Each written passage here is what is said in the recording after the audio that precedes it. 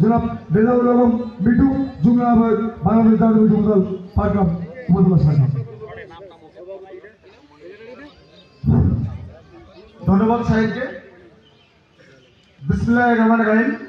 বাংলাদেশ জাতীয়তাবাদী যুবদল ৭ নং দহগ্রাম ইউনিয়ন শাখার উদ্যোগে বিএনপির ভারপ্রাপ্ত চেয়ারম্যান জনাব তারেক রহমানের রাষ্ট্র কাঠামো মেরামতের ৩১ দফা কর্মসূচি বাস্তবায়নের লক্ষ্যে আজকের এই উঠান বৈঠকে উপস্থিত সম্মানিত প্রধান অতিথি বাংলাদেশ জাতীয়তাবাদী যুবদল পাটগ্রাম উপজেলা শাখার সংগ্রামী আহ্বায়ক জনাব রাবিউল ইসলাম, উপস্থিত আছেন সংগ্রামী সদস্য সচিব সাবেক ছাত্রনেতা জনাব জাকির হোসেন সুমন, সিনিয়র যুগ্ম আহ্বায়ক জনাব রাশেদুজ্জামান রাশেদ, যুগ্ম আহ্বায়ক হাবিবুল্লাহ প্রধান লিটন, দহগ্রাম ইউনিয়নের আমাদের বিএনপি নেতৃবৃন্দ, সভাপতি মহোদয়, সাধারণ সম্পাদক মহোদয়, যুব দলের সভাপতি, সাধারণ সম্পাদক মহোদয় এবং অন্যান্য অঙ্গ সহযোগী সংগঠনের নেতৃবৃন্দ, সবার প্রতি আমার সশ্রদ্ধ সালাম, সমপ্রীতি এবং সংগ্রামী অভিনন্দন।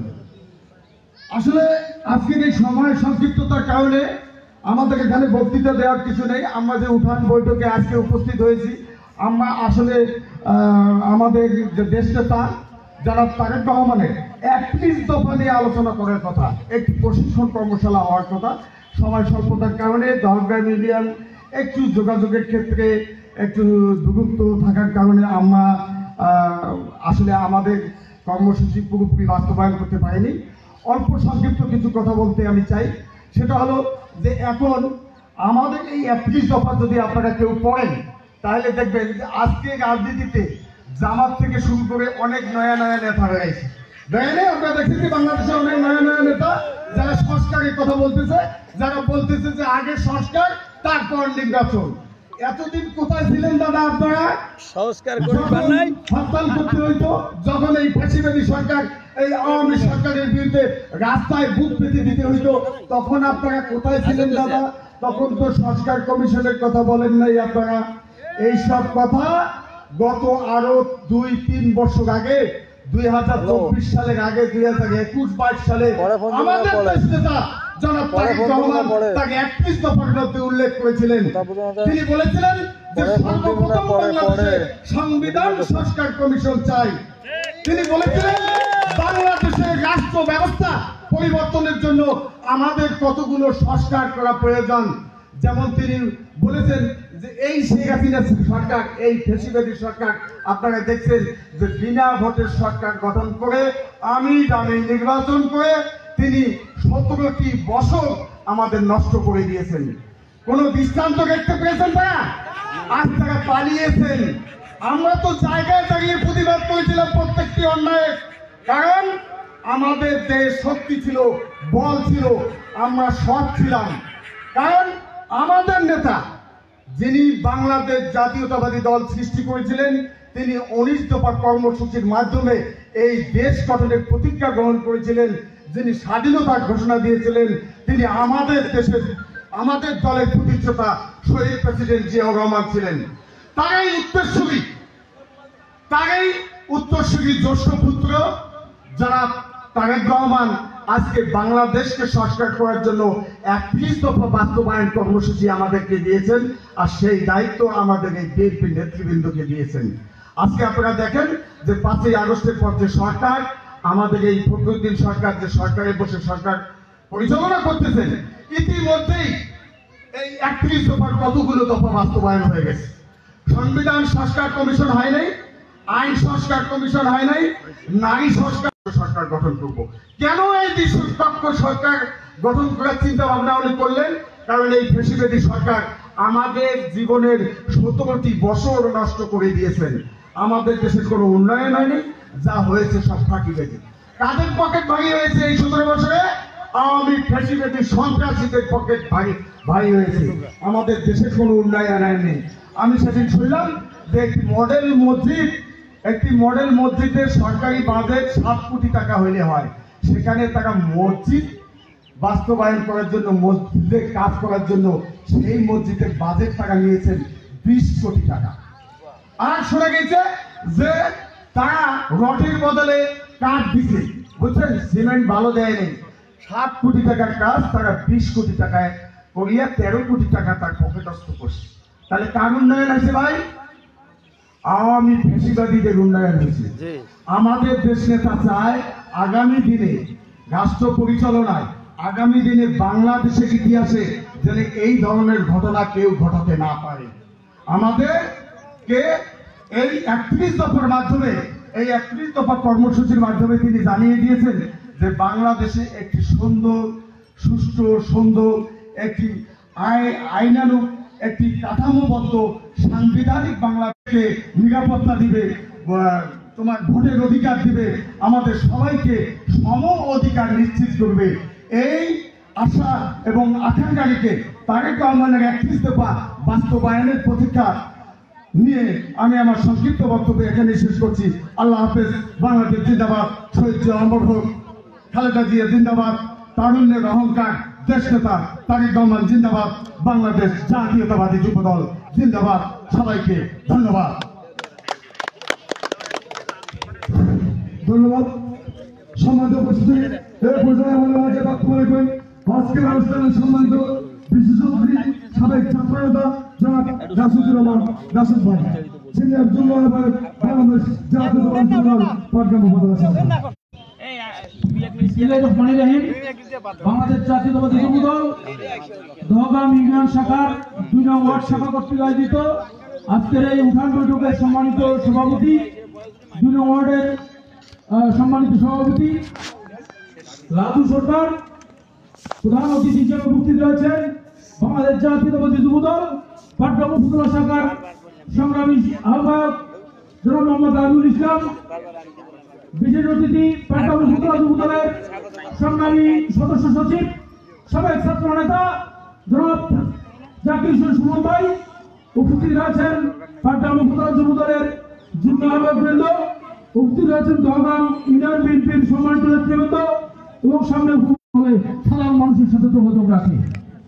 সংগ্রামী সাথী বন্ধুগণ, আজকে আপনাদের একটি কথা মনে রাখতে হবে, বাংলাদেশ জাতীয়তাবাদী দল বিএনপির ভারপ্রাপ্ত চেয়ারম্যান জনাব তারেক রহমান উনি সারা বাংলাদেশে একটি আধুনিক বাংলাদেশ হিসেবে রূপান্তরিত করার জন্য উনি বাংলাদেশ 31 দফা আমাদের আপনাদের মাধ্যমে পাঠিয়েছেন, আমাদের মধ্যে আপনাদের কাছে পাঠিয়েছেন। 31 দফার প্রথম দফাই হচ্ছে জনগণের গণতান্ত্রিক অধিকার পুনঃপ্রতিষ্ঠার লক্ষ্যে সংবিধান সংস্কার কমিশন, এবং আমাদের জন্মের যুবদল, আমাদের যুবদলের সারা বাংলাদেশের যুব সমাজের জন্য যেটি রয়েছে সেটা হচ্ছে কর্মসংস্থানের অগ্রাধিকার দিয়ে আধুনিক ও যুবযোগী যুব উন্নয়ন নীতিমালা প্রণয়ন এবং বেকার ভাতা প্রণয়ন। আমরা আজকে যারা যুবক, যারা বেকার, তাদের কর্মসংস্থানের জন্য দেশ নায়ক তারেক রহমান চিন্তা করেছেন। তাই আপনারা আগামী বাংলাদেশ তৈরি করতে সামনে যে নির্বাচন আছে, এই নির্বাচনে তারেক রহমানের প্রদত্ত 31 দফা আলোকে আপনারা সামনে নির্বাচনে বাংলাদেশ জাতীয়তাবাদী দল বিএনপির প্রার্থীকে নির্বাচিত করবেন। আমাদের এই এলাকার আলোর প্রতীক, আমাদের কেন্দ্রীয় নির্বাহী কমিটির অন্যতম সদস্য আলহাজ ব্যারিস্টার হাসান আলী খানকে সংসদে পাঠিয়ে আপনাদের সামনে আমাদের সুযোগ, যাতে আমরা সংসদে উনি কথা বলতে পারে আমাদের জন্য, এই আশা এবং আহ্বান রেখে আমি আমার বক্তব্য শেষ করছি। আল্লাহ হাফেজ। বাংলাদেশ জিন্দাবাদ। বাংলাদেশ জাতীয়তাবাদী যুবদল জিন্দাবাদ। সবাইকে ধন্যবাদ।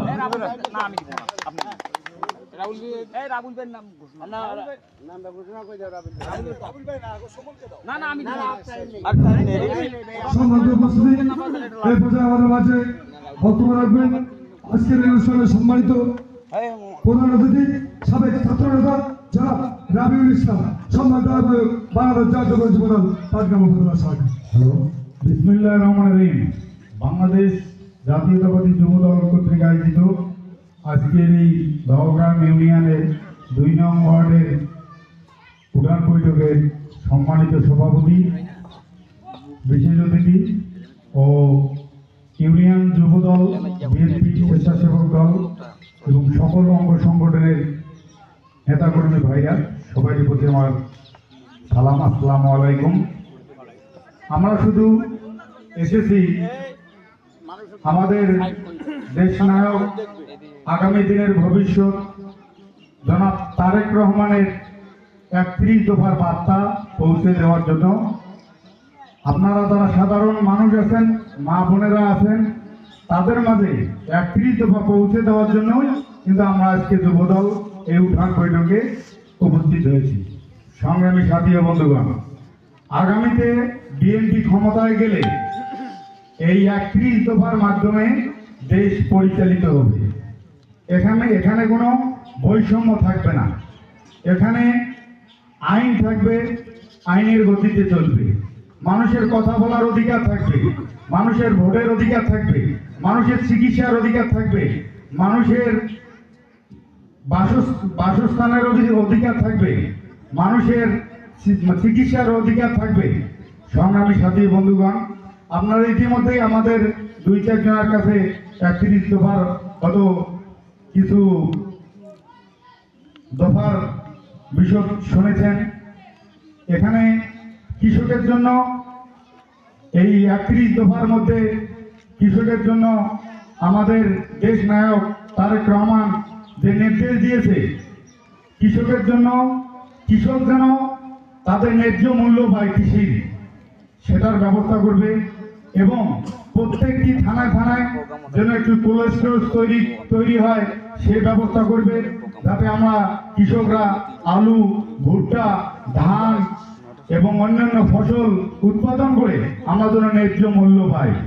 সংগ্রামী সাথী বন্ধুগণ, এখানে উল্লেখ আছে যে শিক্ষা খাতে প্রাইমারি খাত থেকে আমাদের যে 31 দফার আলোচনা আছে, সেখানে আছে যে প্রাইমারি শিক্ষক নিয়োগ দেবে এবং প্রত্যেকটা প্রাইমারিতে 5-6 জন করে শিক্ষক নিয়োগ দিবে।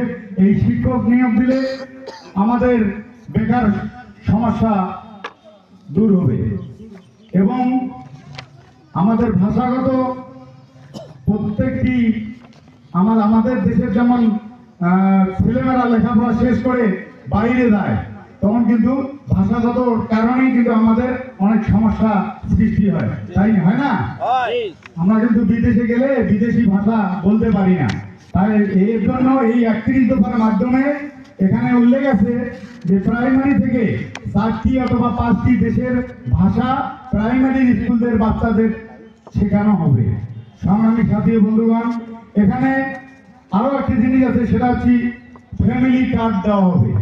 আমাদের কৃষক গরিব, আমরা তো 80% মানুষ, বাংলাদেশের মানুষ কৃষিজীবীর উপর নির্ভর। আমরা যখন কোনো জিনিস কিনতে যাই, আমরা কিন্তু ন্যায্য মূল্য দিয়ে আমাদের কেনা লাগে। এখানে প্রত্যেকটি ঘরে ঘরে একটি করে ফ্যামিলি কার্ড দেওয়া হবে। এই ফ্যামিলি কার্ডটা কি জন্য দেওয়া হবে? মনে করেন যে এক বোতল তেলের দাম 200 টাকা, সেটা আপনি কিনতে পাবেন 120 টাকা। এই 80 টাকা এই সরকার, বিএনপি সরকার যদি আসে, তাহলে এই 80 টাকা ভর্তুকি দিবে। সংগ্রামী সাথী বন্ধুগণ, এই 31 দফার উপর আলোচনা করলে অনেক সময় লাগবে, তাই পরিশেষে আমি বলবো, আমাদের যে পাটগ্রাম হাতিবান্ধার নয়নের মণি ব্যারিস্টার হাসান রাজী প্রধান আজকে 17টি বছর আপনাদের দ্বারে দ্বারে ঘুরতেছে। ইতিমধ্যে আপনারা তো জানেন কি, ইতিমধ্যে এসছে না, আপনাদের কাছে এসছে না ব্যারিস্টার রাজীব ভাই? আপনাদের সুখে দুঃখে আসে নাই? আসছে কি? এই লোকটির কি কোনো চাওয়া পাওয়া আছে? ওনার কি কোনো জিনিসের অভাব আছে? ওনার কি টাকার অভাব আছে? ওনার কি জমি জায়গার অভাব আছে? তাহলে কোন জিনিসের যদি অভাব না থাকে, উনি আপনাদের জন্য কিসের জন্য আসে? উনি আগামী দিনে আপনাদের পাশে থেকে সেবা করার জন্য আপনাদের কাছে ভোটের জন্য আসে। আপনারা যদি তাকে আপনাদের মূল্যবান ভোটটি দিয়ে তাকে সংসদে পাঠাইতে পারেন, তাহলে আপনারা কিন্তু শেষ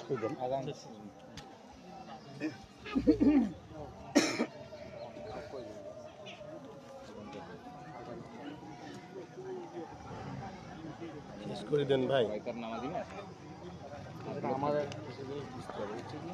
প্রধান অতিথি হিসেবে উনি বক্তব্যটা শর্ট করা উচিত। আর 10 মিনিট আগে আসলে ওটা চা খাওয়াটা আমাদের আরো ফির চা খাবার কাছে ইয়া তো ওইটি যদি আরো দাঁড়ালে না তো সে প্রোগ্রাম এটা নষ্ট হয়ে গেল। আরো বুঝতে পারছি আমি তো কইলাম যে হবে না।